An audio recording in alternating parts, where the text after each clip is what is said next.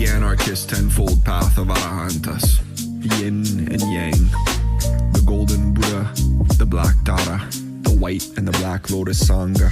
This is what's been missing from Buddhist scriptures because of patriarchal corruptions in this yuga. Remember, this is all off the top. No rehearsing, no preparing, no lecturing, just consciousness. Buddha told us to question everything, including what he said, because he knew he was in a human body. He had limitations. His teachings to many sects and many different branches of Buddhism have been uncompleted, because nobody could ever complete the teachings that we would need to evolve society into a golden age in this yuga. It would be astronomical, impossible. So remember, all of us have a Buddha inside of us. All of us have a Tara inside of us. That's the youth that you've forgotten, or that you remember, that you honor. And the teenager is the rebellious, wrathful assembly member who goes about like a Bodhi or a Kali Sattva and affects change in this era. Because what they don't teach you in mainstream Buddhist scriptures is that sitting there and meditating under a tree for 10 years is not going to change the world in this current mass extinction. You won't even help a glimpse in the changing of the consciousness of this mass manipulation and deception that we live in, that we call society. You would simply be probably locked up pretty quickly, and you would have to fend for yourself. You'd have to drink or eat. You'd have to do something, at least minimally, to sustain yourself, because you wouldn't be on the level of consciousness of what Siddhartha Gautama achieved, which is phenomenal. It is super conscious. It is super luminous. It's faster than the speed of light. It's a realization of teachings that are so complex that trying to amalgamate them and apply them is almost impossible. Because if you think that we live in the age of 80 sins, and that it's impossible in this age to do anything else than sin, literally, in some way or another, because when we breathe in microcosmic particles, insects, Acarians that are alive, that don't want to die, because everything is creation and destruction. Buddha understood this. He overstood this. That's why he taught that suffering is inevitable, but that we must end suffering. In order to end suffering, literally, you would need to end your breathing. What Buddha didn't want to teach us is that most human beings as a species are very parasitic on this earth, and that their enlightenment would involve their death in the physical for the most part. Buddha knew this, but he wanted to teach how to minimize suffering to people that he knew would not accept to take their own lives in the process. This is why the Wrathful Assembly exists. The Black Lotus Sangha exists to cleanse the toxins, to purge and cleanse the horrors of this earth, the non-beings, the void walkers, the archons, the ones that infect us that the Gnostics talk about. Buddha ignored those. He said they were an illusion, that they didn't exist. But what he taught didn't teach us that the illusion is persistent. It goes into our dreams, it goes into our minds, it goes into our habits, into our thoughts, into our speeches. And this is not just, non-existence is not just non-matter or nothing. It is the negation of being. It's an act of destruction, an act of evil, unspeakable, that happens, that Buddha did not teach how to counter properly other than through avoidance. And avoidance is not key in many senses, I promise you this. Because when you avoid to sin, you avoid spices, you avoid looking at women, you avoid looking at man if you're a woman, you avoid looking at woman if you're a man, you avoid spices, you avoid sexual misconduct, you avoid lying, you avoid cheating. But in a world like this, everything is a lie and a deception. So what do you do in a world that forces you to lie and cheat in order to exist, where you have to eat the flesh of another being in many senses, in many cases, for beings to do this? And even vegans are contributing to suffering through slave labor, child slave labor, through the destruction of commercial crops, through companies that they support, that support animal agriculture, and that just offer a vegan option on the side. Nothing is perfect. Buddha didn't even have a clue of how horrible the world would evolve into being 2,000 or so years later after his coming. 2,500 years, really, if we think of it. And what's insane about all of that is that we still don't have a solution to samsara and to ending suffering. We do, but that would involve ending our own lives in the process. I don't encourage anyone to do this. Quite the opposite. But what I encourage is consciousness, and that misconduct lying, cheating, drinking, smoking, using spices, sleeping with people and being passionate. There's nothing wrong with that. That's something that Buddhism doesn't teach you. It doesn't teach you how to live. It teaches you how to die. It teaches you the Book of the Dead, the Bardo Todor. It teaches you the bardos after you're living. It teaches you that everything is sinning and that everything will lead to misery unless you sit in a temple, you don't eat spices, you don't look at women or men, you don't do anything else than what you're told, you follow the hierarchy, and you listen to, well, who? The Dalai Lama? Sucking on a little boy's tongue. I wonder what Buddha would have said about all of that.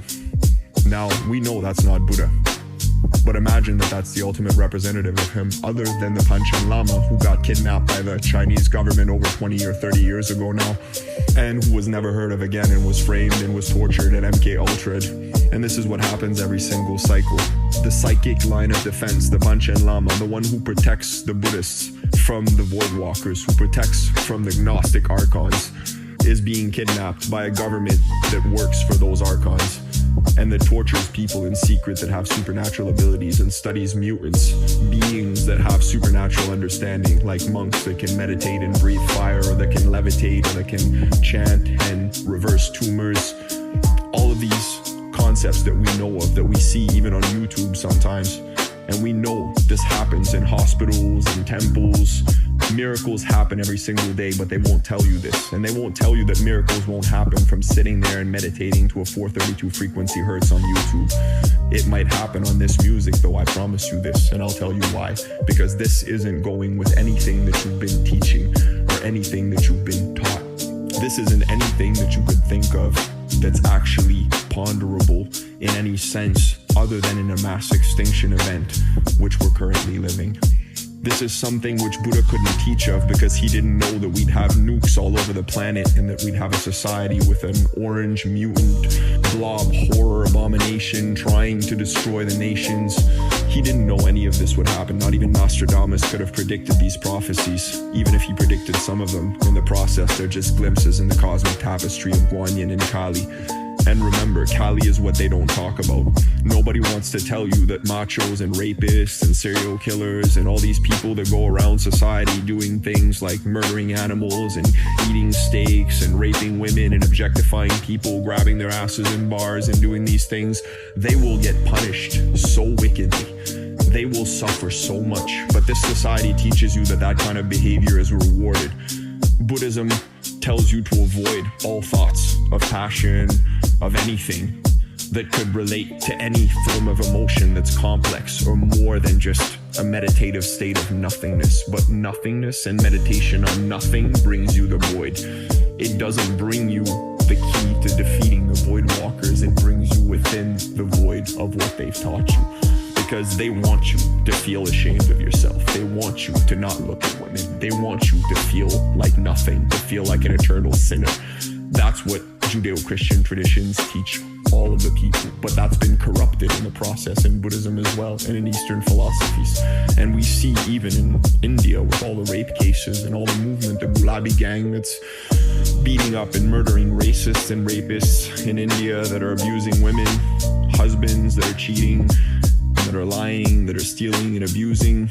All these movements that are happening in resistance to those philosophies and religions, not within them. They're not happening within a Buddhist philosophy because the nunneries and the orphanages aren't solving the problem of those women being abused in the process of the patriarchal subjugation and the supremacy of the Dalai Lama in their hierarchy, or of the Panchen Lama if he was there, but that wouldn't work because he's actually the line of defense. So anytime somebody is good, like in the case of people being murdered when they become martyrs for a movement like Malcolm X, or like, you know, some people think of Gandhi as being a revolutionary, but he was murdered by a real revolutionary who actually knew that Gandhi was abusing his niece and abusing people in his ashram. This is something they won't teach you as well, just like the Dalai Lama abusing people. You know, they don't teach you that within these movements there is corruption and ISKCON and all religions and all faiths. So don't associate with any of those traditions, criticize them, and then you become the ones that are bringing change within those movements. Because if you think that being a prophet or being an oracle or being a mutant is following what you've been taught, you've been truly duped and deceived. And I know that most of you listening to this would obviously never think something like that, but some of you in the process that might click on this and come along might realize that you never thought about it quite that way. You might have thought of yourself as being a Christian or being a Buddhist or being a Hindu or being this or being that, and you don't ponder what that means in the global movement. Have you criticized that movement? Have you criticized the frauds and the imposters within them? Have you brought teachings that were better? Have you bettered those teachings? Have you read the teachings? Do you need to? And I think what's most important is realizing that infinite well of Akasha is within us. Akashic records are within us. They're within our soul, a revolving nexus, this ball of infinite energy. It's impossible to fathom if you think of it, but that's what moves us. That's what brings us kinetic energy. That's what allows our blood to be this crystalline substance, this lattice of perfect symmetry, that electromagnetic frequencies like these particular ones at 432 hertz and 528 hertz activate the blood to cleanse itself and activate the chakras in your body to actually replenish your toroidal force field, so you can replenish your energy, so you can bolster your creative dragon, so you can get more creativity, and so your force field can be stronger to protect you against your enemies. Imagine all these abilities are within you. These cities, these supernatural abilities that we have, those are extrasensory perceptions associated with our hidden chakras, like the 0-point chakra, like the crown chakra's manifestation, the halo of the saint Supasuryaka, like Bahai Sana, the supreme manifestation of the creative dragon. That's a chakra in the millions, if you think of it. That's why they don't define chakras in India. They won't tell you how many chakras there is in the body, because your creative dragon is infinite. It flows into the cosmos, and the dragon itself has infinite chakras, infinite in all parts of its body, and it emanates from the crown's projection. Imagine that. That's your creative energy. That's what you've offered in a lifetime in terms of artistic achievements, in terms of your speeches, in terms of your dreams, in terms of your achievements, in terms of what you've done for your community, for the unity of people, for freedom. So imagine and dream, but also be active. Breathe and release toxins that kill the elites and that heal the people. A sword is a double-edged tongue. Something that you speak of that could heal one person could actually harm another. If I tell you black power, many of you might feel offended by that. If I tell you I'm a black supremacist or I'm an indigenous supremacist, some of you might feel attacked by that statement. But then think, does that make sense? Why would you? Now, in a sense, Buddhism doesn't teach much about racism. It doesn't teach much about that other than through the absence of judgment. But Buddhism is a very holistic but monastic and monotheistic, in a sense, tradition. Buddhism is a very monotheistic tradition, if you think of it, because it teaches you that nothing exists, that all deities, all divinities, all beings, all supernatural manifestations, all spirits, all ghosts, all mutants, that everything is an illusion, that there is nothing but the void, and that there's nothing but the Buddha to seek refuge in, that everything else is negated. He himself negated all existence of all other beings in his famous statement. He negated all of India's gods, recanted all beings as an illusion.